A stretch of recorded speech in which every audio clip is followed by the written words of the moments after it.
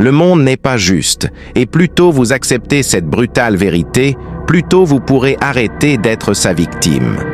En ce moment, pendant que vous regardez cela, quelqu'un de moins intelligent que vous commande plus de respect. Quelqu'un de plus faible que vous possède plus d'influence. Quelqu'un de moins compétent que vous vit la vie que vous voulez, simplement parce qu'ils comprennent la psychologie sombre de la nature humaine. Vous avez été programmé à jouer par des règles que d'autres ont cassées il y a longtemps. Vous avez été conditionné à être gentil alors que d'autres sont stratégiques.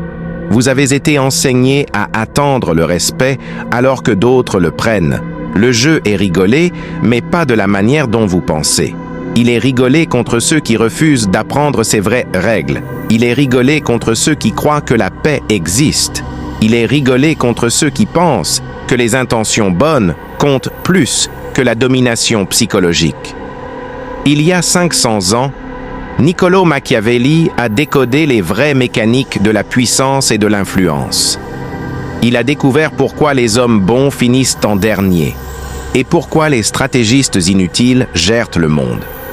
Aujourd'hui, je vais vous partager 5 principes psychologiques sombres qui vous transforment d'une personne qui s'approche à une personne qui devient dangereusement confiante, intouchable et impossible à ignorer.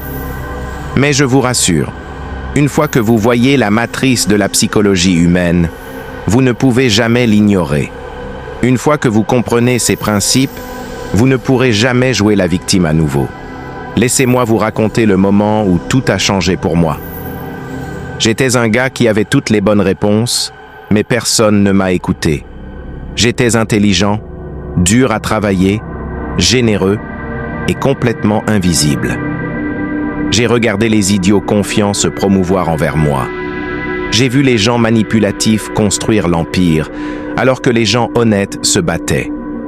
J'ai vu les sociopathes charismatiques attirer des abonnés, alors que les gens décents mangeaient seuls. Et puis j'ai réalisé la vérité que personne ne veut admettre. Le monde ne récompense pas l'intelligence, il récompense l'influence. Il ne respecte pas les bons esprits, il respecte la présence forte. Il ne s'intéresse pas à votre caractère, il s'intéresse à votre dominance psychologique. Cette réalisation a détruit mon point de vue du monde naïf. Mais elle m'a aussi libéré de la frustration et de l'invisibilité. Machiavelli a vécu dans l'Italie de la Renaissance, entouré de intrigues politiques, de détruire et de la guerre psychologique. Il a regardé les royaumes monter et tomber à l'aide d'un simple principe. Ceux qui comprennent la psychologie humaine gèrent ceux qui ne le comprennent pas. Ces observations ne sont pas justes. Ils sont manipulés et commencent à devenir magnétiques. Être insolente ne signifie pas être cruel. Cela signifie être psychologiquement sophistiqué. Cela signifie comprendre que pendant que vous jouez au checkers avec des intentions bonnes, d'autres jouent au chess avec des mouvements calculés. Voici ce que je veux que vous fassiez avant d'aller plus loin. Écrivez cette déclaration dans les commentaires. Je refuse d'être psychologiquement dominé par d'autres. Ce n'est pas juste un commentaire. C'est votre premier pas vers la souveraineté psychologique. Parce que tout ce que je vais vous enseigner nécessite un changement fondamental, du mindset de victime au mindset de prédateur. Êtes-vous prêt à devenir dangereusement confiant? Commençons. 1. La paix est une trappe psychologique. Voici la première vérité brutale. La paix est une lie vendue pour vous garder faible et compliant. Chaque fois que vous vous attendez à un traitement de paix, quelqu'un d'autre prend ce que vous voulez. Chaque fois que vous jouez par les règles imaginaires, d'autres réécrivent le jeu à leur avantage. Chaque fois que vous vous attendez à la réciprocité, les manipulateurs exploitent votre comportement prédictable. Vous avez été conditionné à croire que la paix vous rend noble. En réalité, elle vous fait prier. Pensez à votre propre vie. Combien de fois avez-vous donné du respect à quelqu'un qui ne vous a pas montré? Combien de fois avez-vous aidé quelqu'un qui ne vous a jamais aidé? Beaucoup de personnes pensent être gentilles, alors qu'en réalité, elles sont psychologiquement programmées à perdre. Machiavel expliquait que les demi-mesures créent des ennemis. Être un peu ferme avec des gens agressifs te rend faible, mais pas assez menaçant pour qu'ils te respectent. La vraie domination psychologique, c'est simple. Tu ne justifies rien. Tu montres par tes actions que te manquer de respect entraîne des conséquences. Tu ne négocies pas ta valeur. Tu fais en sorte que bien te traiter soit dans l'intérêt de l'autre. Et te maltraiter lui coûte. La clé, c'est la froideur émotionnelle. Les gens réactifs sont faciles à manipuler. Il suffit d'appuyer sur un bouton. Les personnes stratégiques, elles, ressentent l'émotion, mais choisissent leur réponse. Quand quelqu'un t'attaque, ne te défends pas en criant. Observe, puis choisis la réaction la plus désagréable pour lui. L'ignorer, corriger calmement ou montrer ta supériorité émotionnelle. Le pouvoir vient du fait que ta réponse est calculée, pas impulsive. Les personnes vraiment puissantes gardent leur calme, choisissent leur bataille et ne laissent personne contrôler leur état intérieur.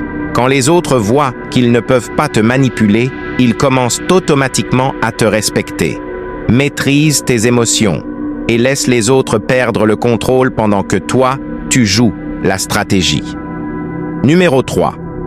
La dominance psychologique dépasse largement l'idée d'être apprécié. Être aimé te rend prévisible et vulnérable. Les gens prennent des risques avec tes émotions, car ils savent que tu pardonneras. Être respecté, au contraire, les oblige à réfléchir avant de te manquer de respect. Les personnes trop gentilles sont faciles à utiliser parce que tout le monde sait qu'elles ne réagiront jamais vraiment. Les personnes psychologiquement dominantes, elles, sont imprévisibles. On les traite avec prudence, car elles défendent leurs intérêts sans hésiter. Regarde autour de toi. Qui reçoit le plus de respect? La personne la plus gentille ou celle qui impose naturellement sa présence?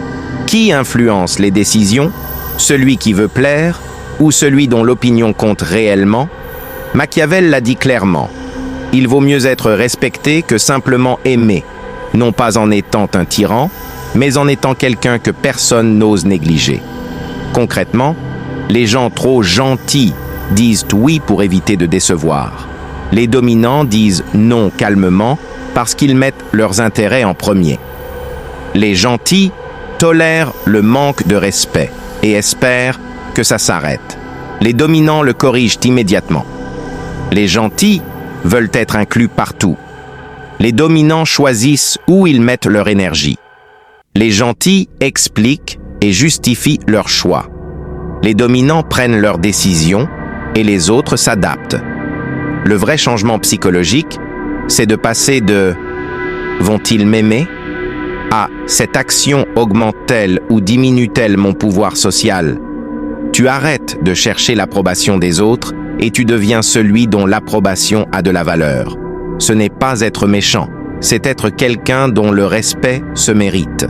Quelqu'un qui pose des limites claires et constantes. La dominance psychologique se construit par la cohérence, tes normes, tes limites, tes décisions. Et au final, les autres commencent à chercher ton approbation au lieu que tu cherches la leur. 4e. L'action décisive crée la supériorité psychologique. Beaucoup de gens sabotent leur influence parce qu'ils agissent faiblement. Ils menacent sans agir, répètent des avertissements, se plaignent, pleurent, manipulent. Résultat, on ne les prend plus au sérieux. Les personnes psychologiquement dominantes fonctionnent à l'opposé. Elles parlent peu, mais quand elles agissent, c'est clair, fort et mémorable. Machiavel l'a dit, si une action doit être prise, elle doit être assez forte pour décourager toute revanche. Exemple, quelqu'un te manque constamment de respect. La réponse faible, se plaindre, demander d'arrêter, se frustrer, cela prouve seulement qu'il peut te déstabiliser sans conséquence. La réponse dominante, tu observes le pattern, puis tu agis une seule fois, mais de manière décisive. Tu exposes publiquement son comportement, tu l'exclus d'un avantage qu'il apprécie, ou tu retournes le groupe contre son attitude. La réaction peut sembler disproportionnée face à un incident isolé, mais elle est proportionnée au schéma répété d'irrespect. Cela crée un impact psychologique puissant. Les autres comprennent que te manquer de respect a un vrai coût, et que tu n'émets pas des menaces vides, tu agis. Dans tous les domaines, ce principe est le même. Tu montres ta valeur par des actions, pas des arguments. Tu deviens moins disponible pour rappeler que ton temps vaut quelque chose. Tu prends des décisions qui rendent ta position impossible à ignorer. Moins d'avertissements, plus de décisions finales. Une réputation pour l'action décisive est plus puissante que 1000 mots. 5. Le management de perception. Contrôle de la réalité. C'est la forme la plus avancée de domination psychologique. Les gens ne voient pas qui tu es vraiment. Ils voient ce que tu sembles être.